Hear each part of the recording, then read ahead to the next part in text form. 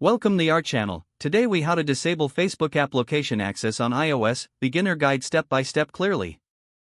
Open your iOS device and find the Settings app. Tap on the Settings icon to open it. Scroll down and locate the Privacy and Security option. Tap on Privacy and Security to enter the menu. Next, find and select the Location Services option. Ensure that Location Services is turned on. Scroll through the list of apps until you find Facebook. Tap on Facebook to access its location settings. You will see options for location access. Select the option that says Never to completely disable. After making your selection, exit the Settings app. Your changes will be saved automatically.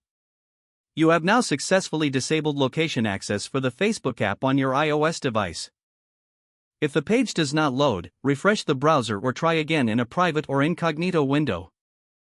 Make sure you are using the correct email address, then retype it carefully to avoid small typos. If your password is not accepted, use the reset option and create a new strong password you can remember. Check your spam folder for verification or security emails, then complete any requested confirmation steps. Enable two-factor authentication if available to improve account security and reduce unauthorized access risk. After signing in, review your profile details so your contact information and settings are accurate and current. If you see an error message, note it down and try again after restarting your device and internet connection. Log out when you finish, especially on shared devices, to keep your account and payment information secure. If the page does not load, refresh the browser or try again in a private or incognito window. Make sure you are using the correct email address, then retype it carefully to avoid small typos. If your password is not accepted, use the reset option and create a new strong password you can remember.